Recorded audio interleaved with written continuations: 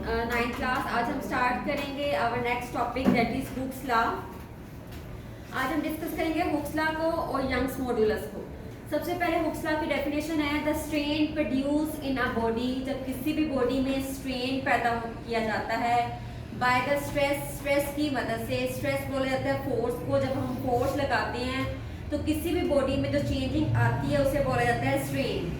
अगर किसी भी बॉडी में स्ट्रेन पैदा हो रहा है स्ट्रेस लगाने की वजह से टू इट, इस पर is directly proportional to the stress. ये डायरेक्टली प्रोपोर्शनल है स्ट्रेस के।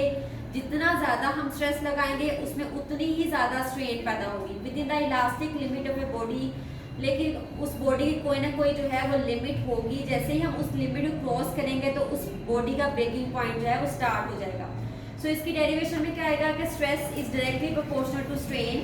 स्ट्रेस मीन्स कि जो हम फोर्स लगा रहे हैं is directly proportional to strain. जो उसमें चेंजिंग आ रही है उसे हम बोलते हैं strain. So stress is equals to, यहाँ पे स्ट्रेस यहाँ पे हम कोई ना कोई जो है इसकी जगह पे कांस्टेंट लगाते हैं मल्टीप्लाई बाय स्ट्रेन। अगर हम यहाँ से कांस्टेंट की वैल्यू फाइंड आउट करना चाहें तो constant is equals to stress divided by strain आ जाएगा। अगर हम किसी भी बॉडी पर जितना स्ट्रेस लगाएंगे मतलब हम जितनी उस बॉडी पर फोर्स लगाएंगे उस बॉडी पर उतना ही ज़्यादा क्या पैदा होगा, स्ट्रेन पैदा होगा। सो इट मीन्स कि स्ट्रेस ज़्यादा होगा तो स्ट्रेन भी अंडरस्टूड है, वो स्ट्रेन भी उसमें ज़्यादा ही पैदा होगा। नेक्स्ट है इसकी एप्लीकेशन कि हुक्स लॉ को हम कहाँ कहाँ पे अप्लाई कर सकते हैं। ये जो है it is applicable to all kinds of deformation. ये तमाम किस्म की डिफॉर्मेशन के लिए जो है वो एप्लीकेबल है। And all types of matter, और मादे की तमाम किस्मों में जो है ये एप्लीकेबल है। चाहे वो सॉलिड हो, लिक्विड हो या गैस हो, किसी भी स्टेट में कोई भी जो है वो चीज़ है तो हुक्स लॉ जो है वो तमाम चीज़ों के लिए एप्लीकेबल है। But with in a certain limit, लेकिन एक खास लिमिट तक। एक खास लिमिट तक जो है ये प्रोसेस जो हुक्स लॉ जो है वो ओबे होगा। लेकिन अगर हम उस लिमिट को क्रॉस करेंगे तो उस चीज़ का ब्रेकिंग पॉइंट जो है वो स्टार्ट हो जाएगा। इट इज़ अ लिमिट, ये एक ऐसी लिमिट है with in which a body recovers is original volume और शेप। जिसमें कोई भी बॉडी जो है वो रिकवर कर लेती है अपना पहले वाला वॉल्यूम ही और शेप को after deforming force is remove. जैसे ही हम उस पर फोर्स जो लगाई जाती है उस फोर्स को हम रिमूव करते हैं तो बॉडी जो है वो पहले वाली ही पोजीशन अगर दोबारा से रिगेन कर लेती है या रिकवर कर लेती है तो उसे हम बोलेंगे कि ये उसकी लिमिट है। लेकिन अगर हम उस लिमिट से ज़्यादा जो है फोर्स लगा देंगे तो उस चीज़ का जो है वो ब्रेकिंग पॉइंट स्टार्ट हो जाएगा। जैसे कि क्लास अभी से ग्राफ में है, यहाँ से आप लोगों को जो है वो आसानी से समझ आ सकती है। इसका ग्राफ प्लॉट किया जाता है फोर्स के दरमियान और एक्सटेंशन के दरमियान। अब जैसे ही जो है वो कोई भी बॉडी जो है यहाँ पे स्ट्रेट लाइन क्या इंडिकेट करी, कोई भी बॉडी जो है वो हर एक बॉडी में जो है वो उसकी इलास्टिसिटी होती है। अगर हम किसी भी चीज़ पर फोर्स लगाते हैं तो उस बॉडी में क्या पैदा हो जाता है, स्ट्रेन पैदा हो जाता है। अब स्ट्रेन जो है वो जैसे ही डिफॉर्मिंग फोर्स को हम रिमूव करते हैं तो बॉडी दोबारा से अपने पहले वाली पोजीशन पे आ जाती है। सो इट मीन्स अगर बॉडी आपके पहले वाली पोजीशन पे आ गई है तो इट मीन्स उसमें कौन सी लिमिट होगी, उसमें इलास्टिक लिमिट है कि हमने जो है फोर्स को डिफॉर्मिंग फोर्स को रिमूव किया। डिफॉर्मिंग फोर्स जैसे ही रिमूव हुई और बॉडी पहले वाली ही पोजीशन अगर रिगेन कर लेती है, रिकवर कर लेती है तो वो उसकी इलास्टिक लिमिट है।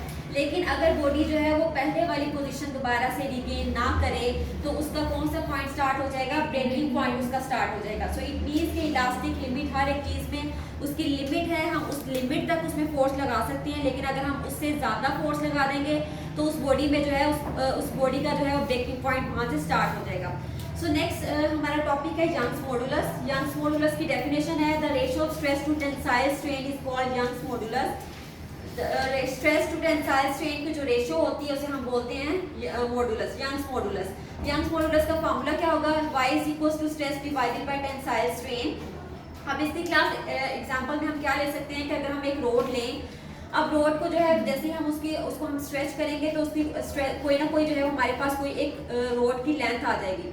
अब जैसे हम उसको स्ट्रेच करेंगे तो उसकी स्ट्रेच लेंथ को अगर हम सपोज करेंगे उसकी स्ट्रेच लेंथ वो है L के बराबर और किसी भी रोड की जो ओरिजिनल लेंथ है उसको अगर हम सपोज करेंगे वो L नोट के बराबर है तो अगर हम इन दोनों का चेंज लें तो हमारे पास आ जाएगा change in length is equals to del L is equals to L minus L not. ये दोनों का जो है वो हमने यहाँ पे चेंज ले लिया।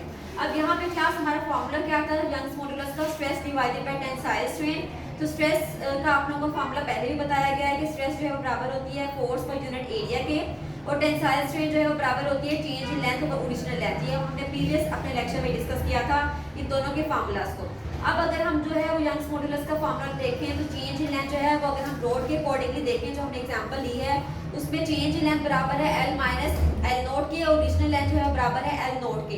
अब L माइनस एल नोट जो है वो is equal to del L के बराबर आ जाएगी डिवाइडेड बाय L नोट। अब अगर हम यही वाला फार्मूला जो है देखें कि यंग्स मॉडुलस का stress divided by tensile strain है, तो अब इन दोनों की वैल्यूज को हमने पुट कर दिया है। स्ट्रेस का फार्मूला F/A है और चेंज और टेंसाइल स्ट्रेन का है del L divided by L note.